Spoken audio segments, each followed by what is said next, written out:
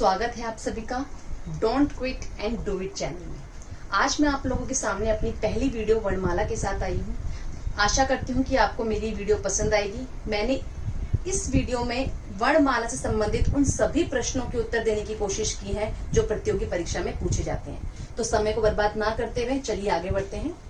वर्णमाला, वर्णमाला उसे कहते हैं जिसमें सारे वर्णों को मिलाकर एक साथ जो है बांधा जाता है, तो वह वर्णमाला कहलाती है। वर्ण जो होती है भाषा की सबसे छोटी इकाई होती है।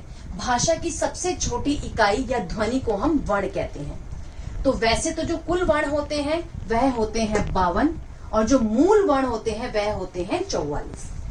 इन मूल वर्णों में 11 स्वर होते हैं और 33 व्यंजन होते हैं, जिनके बारे में हम डिटेल से आगे पढ़ेंगे वीडियो में। वर्ण है उनमें जो शामिल किए गए हैं वह है हमारे 11 स्वर और 33 व्यंजन, जिन्हें मिलाकर हमारे मूल वर्ण बनते हैं। और जिन वर्णों को निकाल दिया गया है मूल वर्णों से वह है 4 संयुक्त व्यंजन, 1 अनुस्वार, 1 विसर्ग और 2 द्विगुण। इन्हें मिलाकर होते हैं 8 वर्ण। तो अगर मैं इन वर्णों को भी और इन वर्णों को भी मिला लेती हूँ तो ये कुल होते हैं 52 वर्ण, लेकिन जो मूल वर्ण होते हैं वह हमारे होते हैं 44 वर्ण। तो चलिए आगे बढ़ते हैं। यह मूल वर्ण जो है वह 2 भाग में विभाजित किए गए हैं। एक है स्वर, दूसरा है व्यंजन।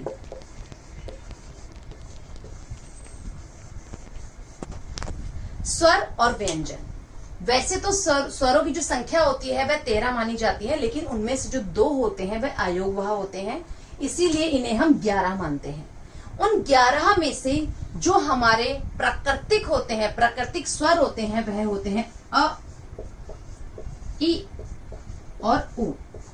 इन्हें हम प्राकृतिक स्वर कहते हैं क्योंकि जो बाकी के स्वर होते हैं वह इन्हीं व्यंजनों को मिलाकर बनाए जाते हैं। जैसे कि मैंने कहा अ और मैं मिलाऊंगी उ या ई। पहले हम ई को ले लेते हैं। आ और ई को अगर मैं मिलाती हूं तो हमारा बनता है ए, और अ और ए को अगर हम मिलाते हैं तो बनता है अय। अ और उ को मिलाती हूं तो बनता है ओ। अ और ओ को मिलाते हैं तो बनता है औ।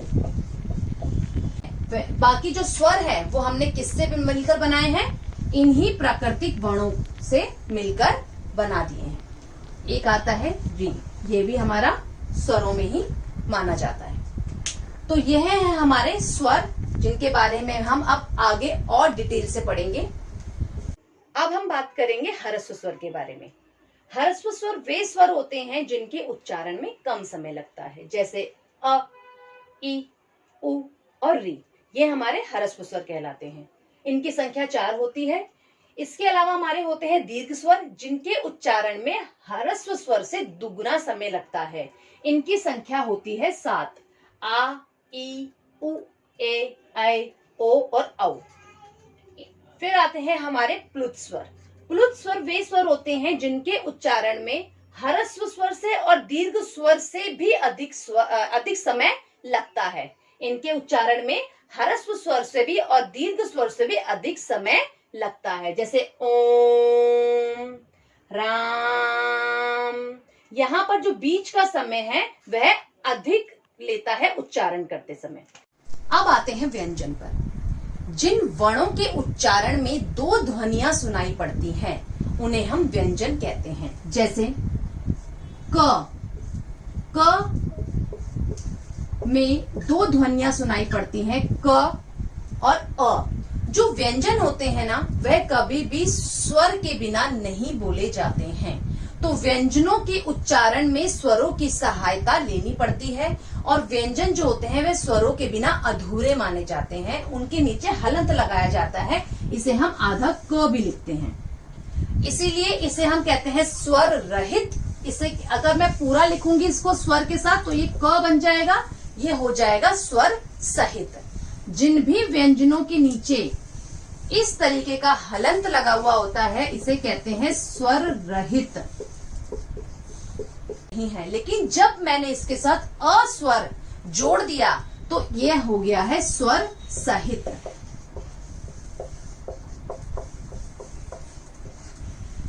तो ये हुआ है क।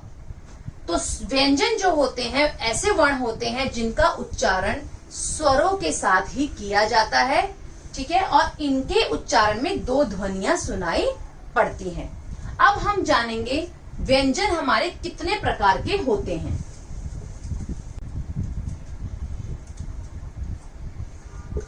स्पर्श व्यंजन,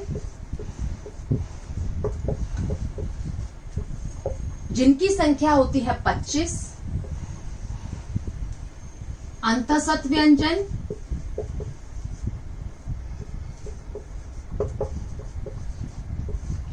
जिनकी संख्या होती है 4।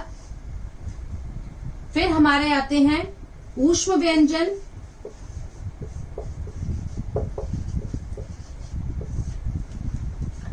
जिनकी संख्या होती है 4। तो इन्हें मिलाकर जो मूल व्यंजन हमारे हैं वह आ चुके हैं। यह है हमारे 33।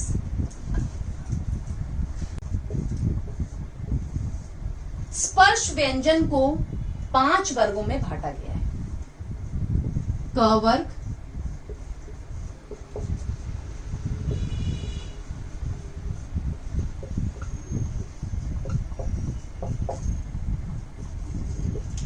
च वर्ग,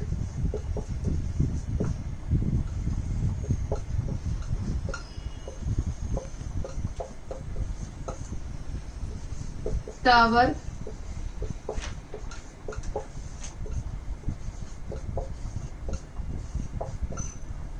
त वर्ग,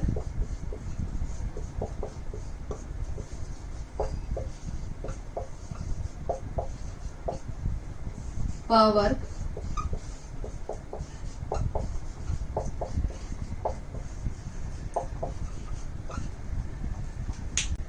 क वर्ग में हमारे क, ख, ग, घ और अंगा होते हैं। च वर्ग में च, छ, ज, झ यहाँ होते हैं।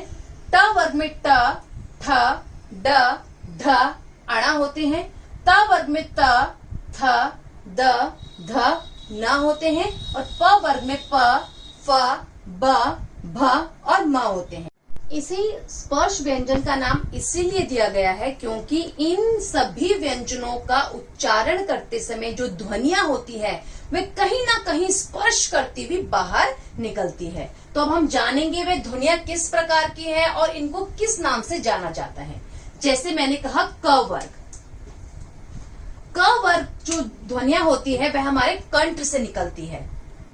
क, ख, ग, घ, अंगा। तो ये सारी जो ध्वनियां हैं, व्यंजन की जो ध्वनियां हैं वह हमारे कंठ को छूकर निकल रही है, कंठ को जो है स्पर्श करते हुए निकल रही है। इसे हम कहते हैं कंठ या कंठ है। तो दूसरी ध्वनि होती है च वर्ग की। च, छ, ज, झ, ञ ये सारी जो ध्वनियां हैं वह हमारे तालु को छूकर निकल रही है, तालु को स्पर्श करती हुई बाहर आ रही हैं। जैसे च, आप ये जो है इसको जब उच्चारण करेंगे तो आप ये महसूस करेंगे कि जो आपकी जिह्वा है, जो आपकी जीभ है वह जो है च बोलते हुए हल्का सा ऊपर जो है आपके तालु को स्पर्श कर रही है। इसीलिए इन सारी ध्वनियों का जो स्पर्श है वह तालु को होते हुए बाहर निकल रहा है, तालु को स्पर्श करते हुए ध्वनियां बाहर निकल रही है। इसे हम कहते हैं तालु। आगे आते हैं ट वर्ग पे। ट, ठ, ड। तो यहां पर हमारी जिह्वा जो है वह मुड़ रही है। मुड़ने के कारण इसे हम कहते हैं मूर्धा। ये सभी ध्वनि जो होती है इन्हें हम मूर्धा ध्वनि कहते हैं क्योंकि इसमें हमारी जो जिह्वा होती है वह मुड़ती है। ट, ठ, ड, ढ, अणा। आप इन सभी ध्वनियों को उच्चारण करके देखें, इन सभी ध्वनियों को आपको खुद ही महसूस होगा कि हाँ, इन सभी ये जो सभी ध्वनियां हैं कहीं ना कहीं पर स्पर्श करती हुई बाहर आ रही हैं।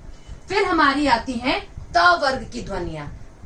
त, थ, द, ध, ना, ये सभी ध्वनियां जो है हमारे दांतों को स्पर्श कर रही है, इसीलिए इसे हम कहते हैं दंत।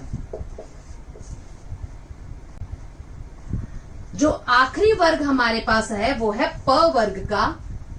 प, फ, ब, भ, म, ये सभी ध्वनियां हमारे ओष्ठ मतलब होठों को छूकर बाहर निकल रही है, इसीलिए इसे हम कहते हैं ओष्ठ ध्वनि।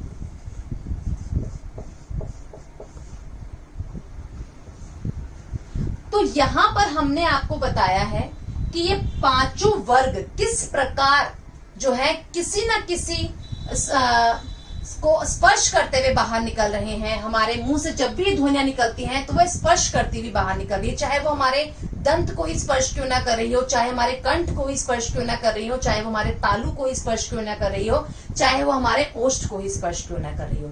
इसीलिए इन सभी व्यंजनों को स्पर्श व्यंजन के अंतर्गत रखा गया। सत व्यंजन वे व्यंजन होते हैं जो सीधा बाहर निकलते हैं, इनका स्पर्श कहीं नहीं होता। य, र, ल, व, ये सीधा अंदर से ध्वनियां निकलती हैं और सीधा बाहर उच्चारित हो जाती हैं। जैसे य, र, ल, व, ये चारों जो व्यंजन है ये हमारे अंतःसत व्यंजन कहलाते हैं। फिर आते हैं हमारे ऊष्म व्यंजन। ऊष्म व्यंजन, ऊष्म मतलब गर्माहट, नाम से ही पता चल रहा है ऊष्म मतलब गर्माहट। जो व्यंजन जिनको बोलने में गर्म वायु निकले, जैसे श, ह, आप खुद बोल के देखिए, श, ह, स। कुछ व्यंजन ऐसे होते हैं जिनको बोलने में हमारी जो ध्वनियां होती हैं वह गर्म श्वास छोड़ती हैं, गर्म हवा छोड़ती हैं, तो इन्हें हम कहते हैं ऊष्म व्यंजन। संयुक्त व्यंजन, जैसे कि नाम से ही मैंने आपको पहले भी बताया था, नाम से ही पता चल रहा है संयुक्त मतलब दो वर्णों को मिलकर बना हुआ व्यंजन। जैसे कि हमने कहा त्र, त और र से मिलकर बना है त्र। आगे हम बात करेंगे ज्ञ, ये भी हमारे दो व्यंजनों से मिलकर बना है जिसे हम कहते हैं ज और ञ से। अब हमारा बना है श्र, श और र से। एक हमारा बना है क्षत्रिय क्ष, जिसे हम कक्षा में भी यूज करते हैं, ये हमारा बना है क और श से, और र से मिलकर बना है त्र। आगे हम बात करेंगे ज्ञ, ये भी हमारे दो व्यंजनों से मिलकर बना है जिसे हम कहते हैं ज और ञ से। अब हमारा बना है श्र, श और र से।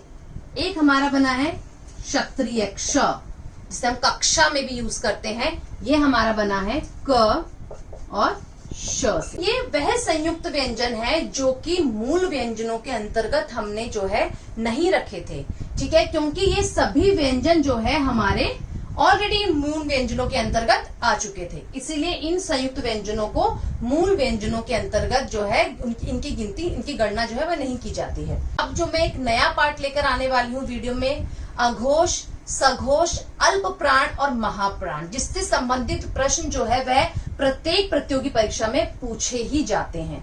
आज की इस वीडियो में अभी फिलहाल हम इतना ही करेंगे, वीडियो को लंबा ज्यादा ना करते हुए आज की इस वीडियो को मैं यहीं पर एंड करूंगी। आशा है आप लोगों को मेरी यह वीडियो पसंद आई होगी, और अगर पसंद आई है तो कमेंट बॉक्स पे जरूर लिखिएगा और इस चैनल को लाइक और सब्सक्राइब जरूर कीजिएगा। धन्यवाद।